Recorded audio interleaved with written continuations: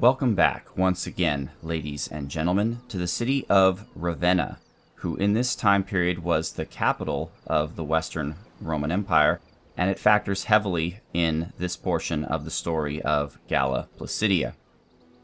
I'm Marcus Aurelius, and this is Total War Attila, the Eastern Roman Empire and History. Or actually, we should probably say, and her story, because we're in the middle of a rather large segment on notable women in the Roman Empire during this period. But for right now, I need to tell you some changes that I've made to the overall setup here. I have finally got around to naming some of my legions, and I put a lot of thought into it, and I don't speak Latin. So I've decided just to name them where possible in English. Yes, not historically accurate, but fun. If you know of an easy way to translate into the Latin where it makes sense, I'll do it. But first of all, Arcadius, our main legion, I have renamed Legion 11 Cyrilicus, and this is in honor of Surreal Beliefs, who is a popular Let's Player that really inspired me to get started doing this, but also, and what I think a lot of people don't know, is Surreal is the person who inspired me to do Let's Plays that incorporate history, like this one. It was actually watching one of his series on feudal Japan that I realized the potential that Let's Plays had to both entertain and also inform people about history. So I just wanted to name this legion, my main legion, honestly, in honor of Surreal Beliefs, because he's been a good friend to me all this time, and I would not be here doing this were it not for him. So that's that. Next, we have down in Africa, the Kings of Axum. That's Legion 2, and they will soon be fighting perhaps the Picts and the Garamantians. So this legion is going to have its work cut out for it moving forward. And then finally, we have Legion 10, and I've referred to this legion as the Saviors of Rome, because if you'll recall in a much earlier episode, that is what they did. They saved the city of Rome from the depredations of barbarians, and then moved south and conquered Sicily for the east. And they will soon, in this episode, be attacking the Quadians and perhaps taking Salona for the glory of the Eastern Roman Empire. However, they are a little beat up. The infantry is mostly fixed. I don't want to screw around, though, and wait another turn, because who knows what will happen. They could move down, they could sack a city. I just don't want to deal with that. So what I am going to do, though, is hire some mercenary cavalry.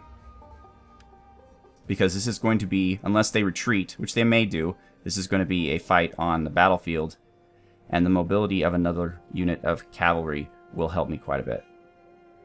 So, let's go.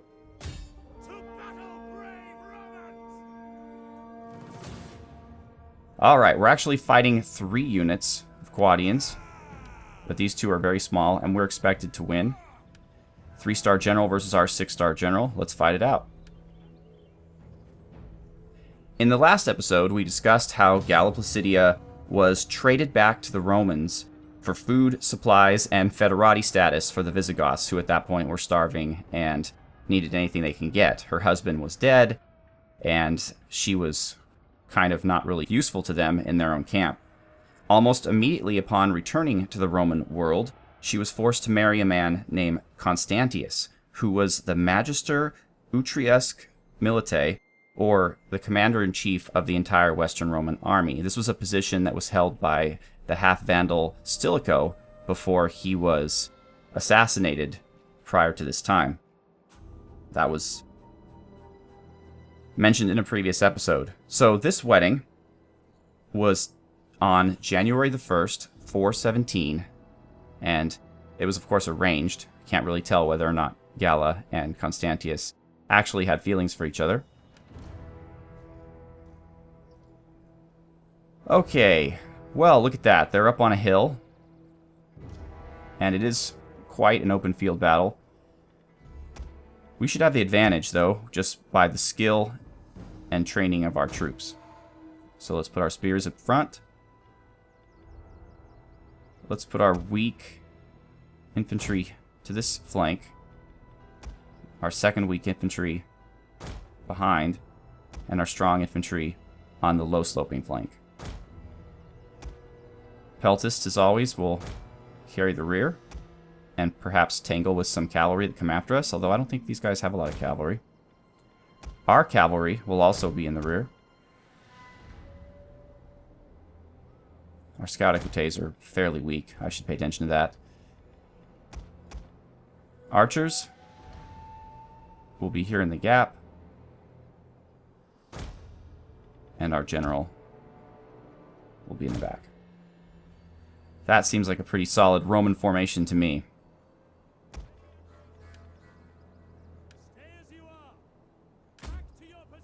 Alright, let's get started.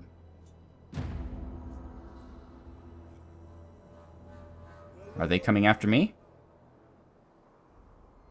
No, they're actually moving backwards. Interesting.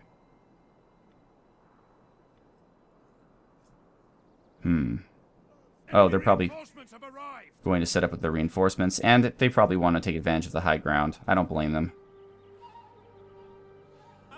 Let's move everybody up, but not at the double, if you wouldn't mind. So Constantius and Galla had 2 children. A daughter, the eldest, Justa Grata Honoria, who I will be speaking about in a later episode, and the future Emperor Valentinian III. This was also a period where Galla began influencing religious matters. In 418, the Pope died, and there were 2 camps of clergy who elected 2 completely separate popes. Not only did Placidia have a favorite whom she championed with her brother, the emperor, but also she was very instrumental in the diplomacy of writing letters to bishops not only in Africa, but also a very notable bishop in southern Italy, in Campania, because this needed to be reconciled. And so what they decided to do was to have the bishops from all these different regions get together to determine which one of these men should be the pope. Now, unfortunately, the emperor chose one, but he did some bad things. He snuck into the city, even though both people were told not to go into the city. This is the city of Rome, by the way. And he led, I believe it was Easter Mass, though I'm not entirely sure. And this angered the emperor, and so his support was transferred over to the other guy, who eventually won. But it gives you a sense of... Hold on, let's pause. It gives you a sense of the kind of religious influence that Placidia held, because she, in addition to the official diplomatic letters of the emperor, she wrote her own letters to these bishops. They still exist, and you can read them, and she obviously flattered them, told them how wise and important they were, and how their opinion and their godliness was necessary to come to the right decision in this case.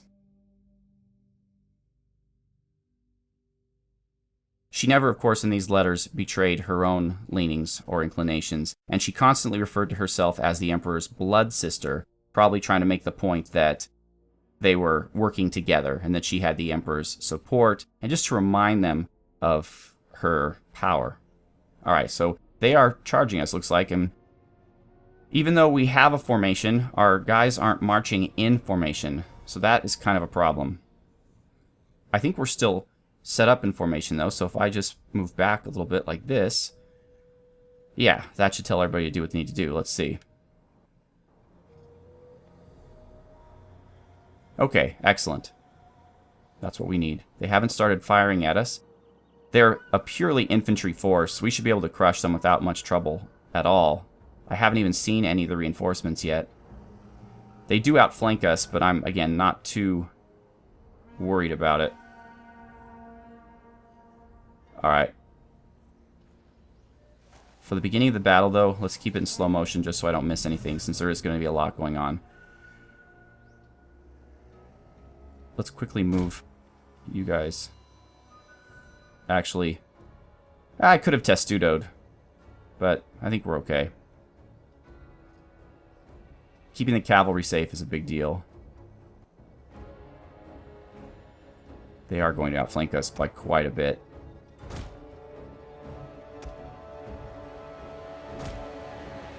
The mercenary cavalry I'm not too concerned about. Okay, they're kind of losing their flanking advantage by all charging our infantry. Sounds like a plan to me, guys. Meanwhile, let's get our cavalry behind them if we can.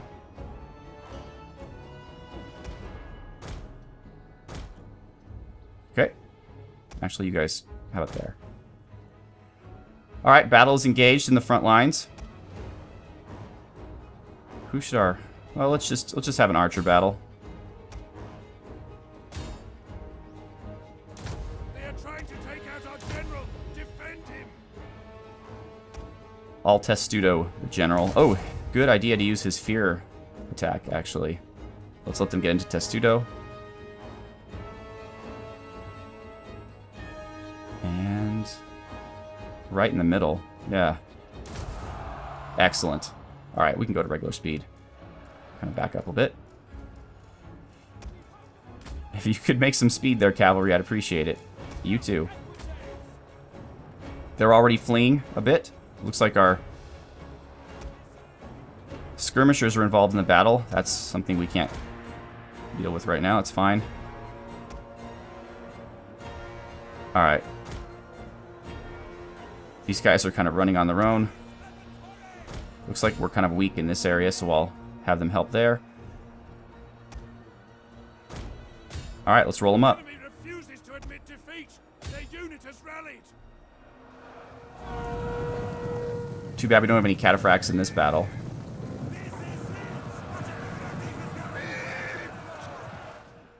Alright, good. We've got a fleeing unit of them here. In fact, let's see if we can't pull these guys out without too much in the way of casualties. Alright, we did okay. However, now these guys are engaged in multiple... I don't think they're going to make it out.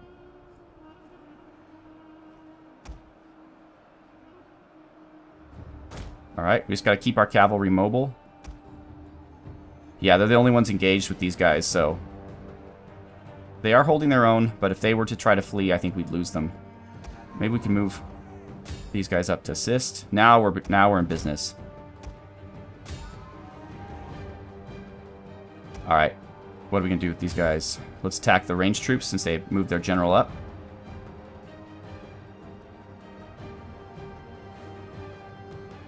It's like, okay, we've taken out these guys, and this cavalry unit is back, able to influence the battle.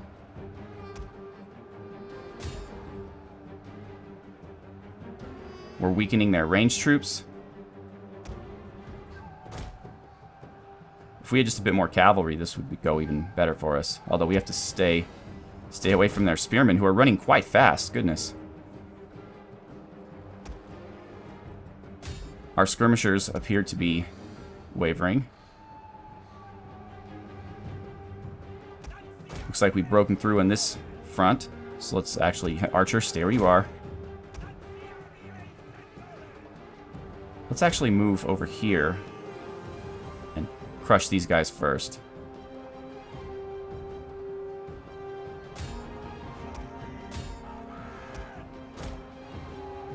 And these spearmen are kind of guarding their ranged troops. There's not much I can do there, but I'll move these guys to the other side and come in over here. It looks like these spearmen are wavering. That's what our backups are for. Let's get them over there. Our fear aura is back. Let's use it.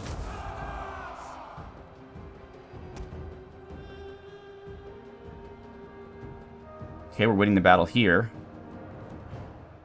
General's going to stay out of it still. Cavalry attack these bowmen now that they're unprotected. And let's come down against these guys. Perfect.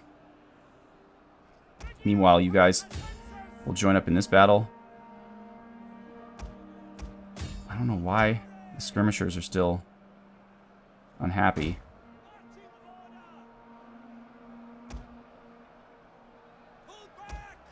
Come on, cavalry. Flee the field of battle. This is a shameful display. Alright. Will our general have to get involved? Actually, we seem to be doing okay here. Didn't I tell you to charge? What are you doing? Alright, good. We're proceeding on this angle pretty well. Sending in our Legio Comitatenses did a good job. Now we've charged. Didn't do an incredible amount of good. Let's crush these guys so that we can move forward from that flank. The men are running. Stand and fight, damn you! Excellent. Excellent. All angles seem to be doing okay.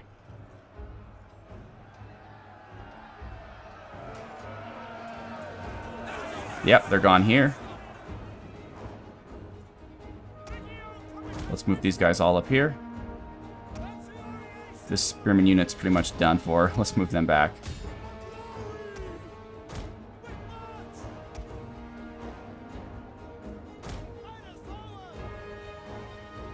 We'll move you into this battle more. Cavalry, let's charge their general from behind. I know you're relatively weak, but we do what we can.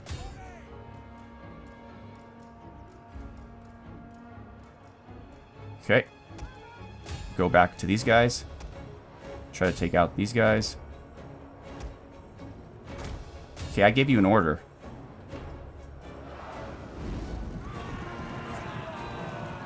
They look like they're already fleeing.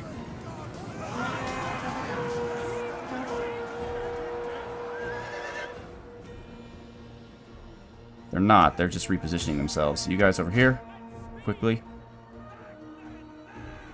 The men have broken and are fleeing. Okay, we're having a rough time on this angle. General, move up. Oh, good. Fear aura, just what we need.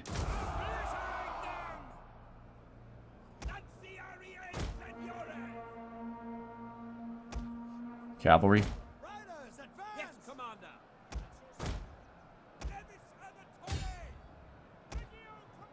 Alright, we've got them. Actually, we should start thinking about running down stragglers with our cavalry. 5, that's fine. 12. Their general has been killed. General's down. And that's pretty much the end of them. We just have to make sure none of them get out of here alive. General, you can play.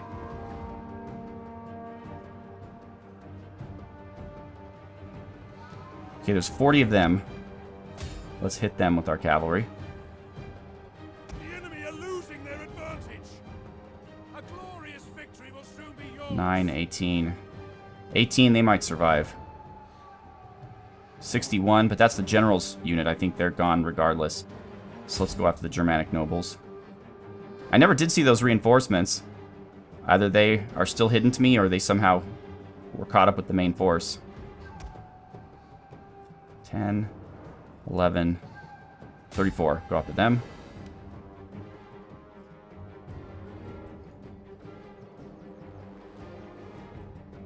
Excellent. They're down to 11. Let's leave them. Go to those guys. 13.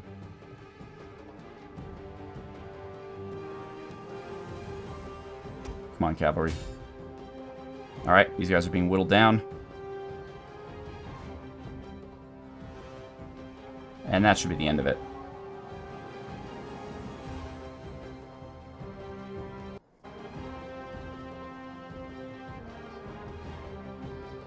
Okay. I think that was pretty good.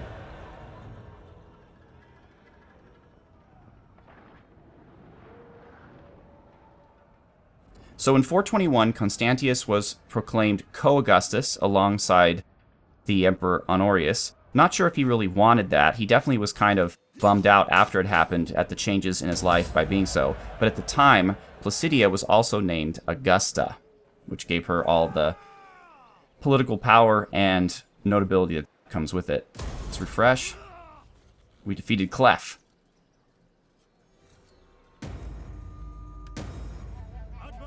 And Gaufrid, the governor. Oh, wow. Alright, so the Quadians are basically a mess. They have a small fleet here with one ship. They have a completely broken army. We hunger for battle.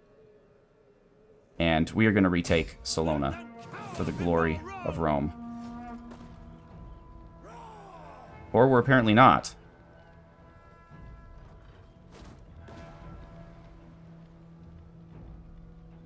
Okay. None will escape. Maybe next turn we will. I didn't think Salona had walls. Okay, Arcadius is going to stay where he is because he's in the snow. And I'm worried about our eastern guy simply because he should be able to take this city with no problem whatsoever, but he's currently fortified to avoid attrition. I hope that that means next turn he doesn't just sit there not able to do anything. We are going to find out. Okay, Valerius Mus, our governor of Macedonia.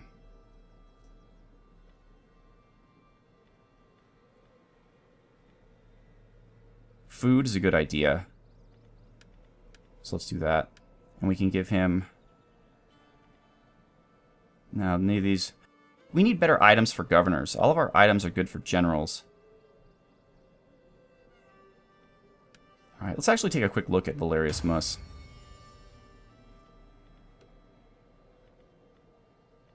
Or was it Vendonius Mus? Sorry.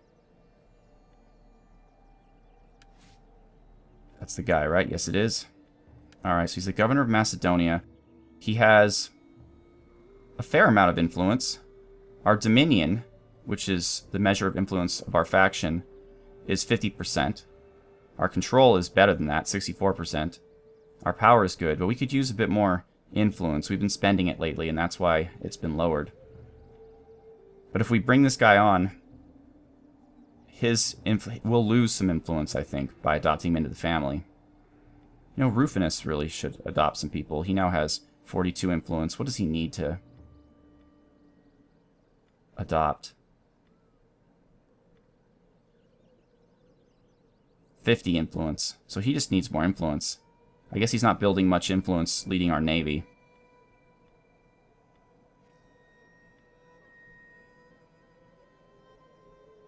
It'll cost 24 or 25 influence to gather support, which I'm not sure what that does. I assume it will not raise his influence, because it wouldn't make sense to spend influence to gain influence.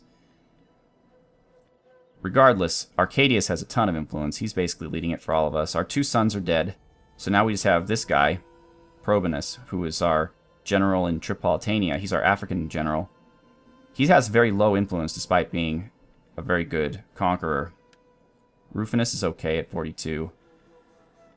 And that's all we've got, so we need to adopt somebody else at some point. It'll cost us 50 influence to adopt somebody, so it has to be worth it. He has 32. I'd love to have him, though. He's one of my favorite guys, but he just doesn't have very much influence. The governor of Syria, however, is only 34, and he does have 74 influence. That's quite a bit. Probably the most of anybody. The governor of Thracia has 72. Let's see.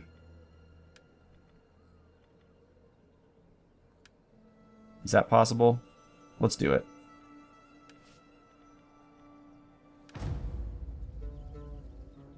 So, as I mentioned, Constantius wasn't really thrilled about being emperor, and apparently it had an effect on him because that same year he died. That was 421, and Placidia was once again, for the second time, a widow. And to make matters worse, Placidia and her children were soon after forced to flee Ravenna, first to Rome and then to the eastern court of Constantinople, for a few potential reasons. First of all, after the death of her husband, the high level of public affection that the Emperor Honorius showed Placidia in public, including supposedly full-mouth kissing and public caresses, led to a bit of a scandal. Kind of like Game of Thrones business here. On top of that, since she had left as queen of the Visigoths, she had a bodyguard retinue of Gothic troops. And her political enemies in the city of Ravenna orchestrated street battles between her bodyguard and unnamed parties, which further eroded her credibility and made her kind of a political liability to her brother, the emperor. So, tarnished by these events, she was stripped of her title of Augusta. She was made a public citizen, or a private citizen, I should say, once again, and she was basically exiled from Ravenna. And they deceived our army. And, oh no, our best general died of natural causes. Well, not our best general, but, wait, no, rank 4, he wasn't that guy.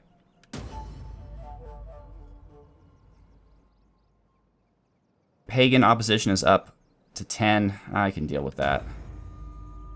And we adopted this guy. So that's great. Why is... Oh, right. That's his influence. I'm like, why does influence drop to 30?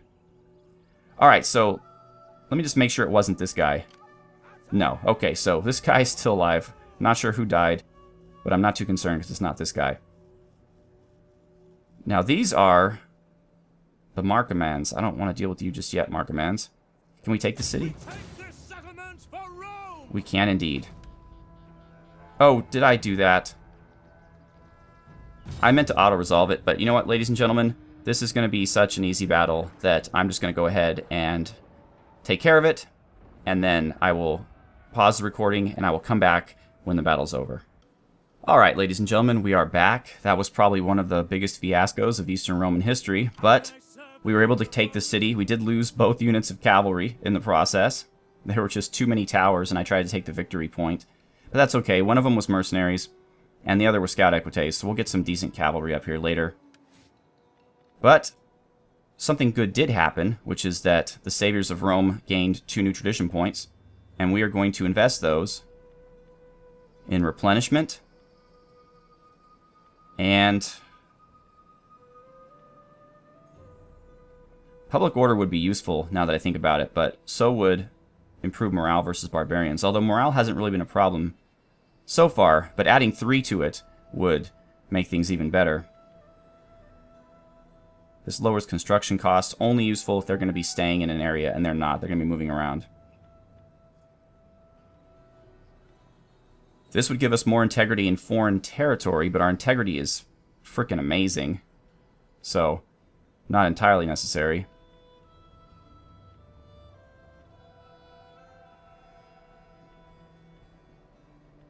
Nothing else really aids replenishment.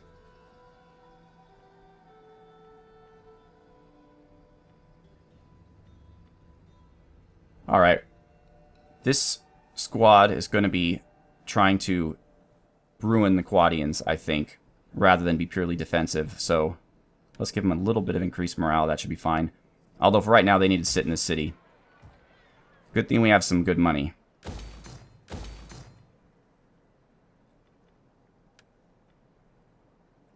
Okay, we have to repair first. Alright. Well, Salona is the walled city of the province. That's why I get it.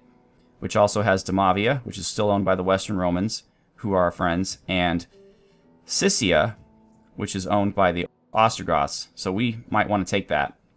Then the Romans will have control of the whole province of Dalmatia. Although I wish we could get Demavia somehow.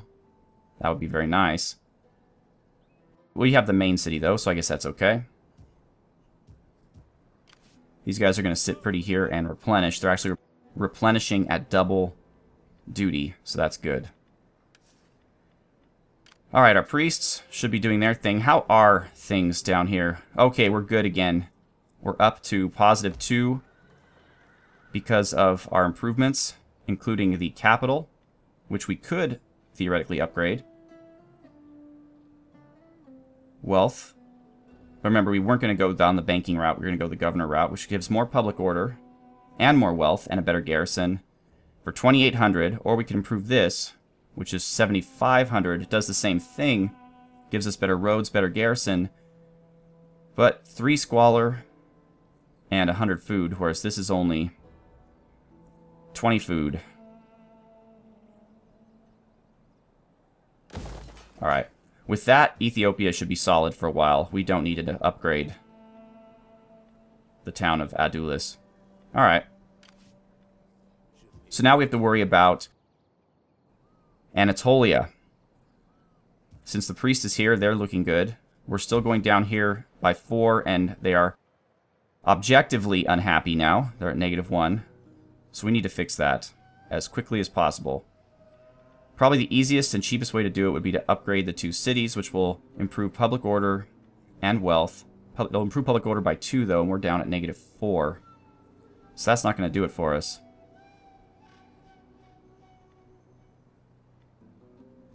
The Tabernae is the reason for that.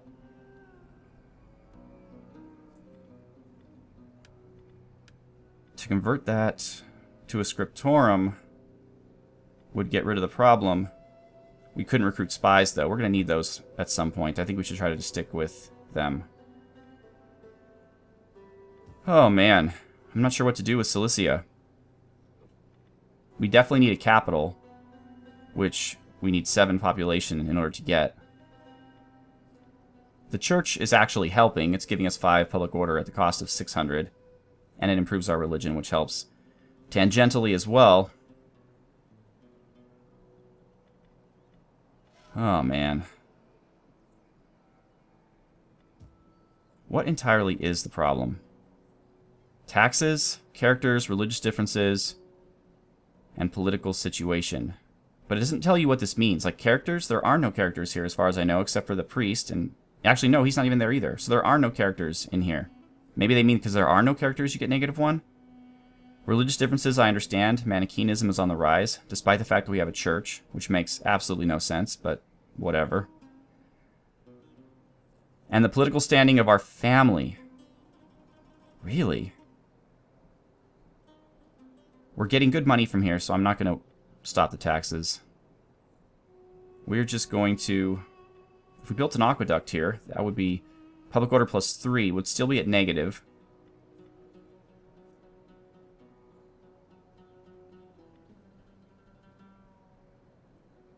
And we're eventually going to be losing aqueducts, but... How many turns will it take to build? 3. Alright, well... How are things over here in the east? Pretty good, actually. We definitely want to get Amida, or Edessa. Both Amida and Edessa we want to get up to be a bit more militarily viable. Wine is good. It'll give us some food, but some squalor. We only have 1 sanitation, so we're kind of below on that.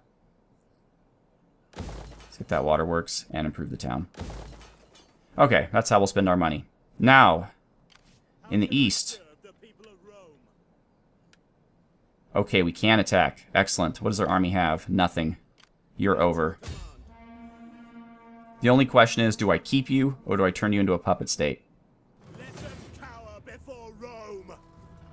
Ah, they're a walled city, so we'll have to at least wait a turn. We take this settlement for Rome. Okay. So we're strong in this area as well. Rufinus, you have some new ships. Can you do anything good for us? You could finish taking out the Quadians, but they can't really do anything, and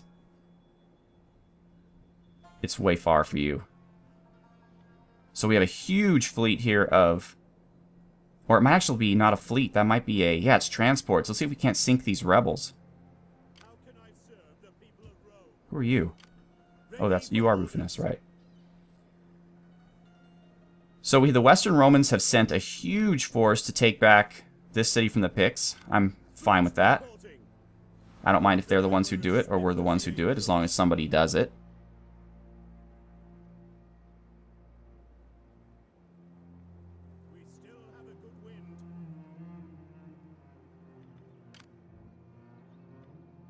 And we have some Huns here. Arcadius is the only thing keeping these people from rioting. Ready for orders. Let's just move him around. His army is full, though. I should put them to some use. But we're not worth the Grithungians. And the Huns are just sitting here, looking very dangerous. I don't want to go further west. See, here the problem is the Quadians are up here. That is so far away from anything that matters to me. However, if I don't take them out, they're going to keep sending full-stack armies one after the other against us. So first we'd have to get through the Ostrogoths to get to the Quadians. And that seems like a really tough job to do. But that's a job that we will have to relegate for the next episode. So, once again, I'm Marcus Aurelius. Thank you so much for watching. Have a good one.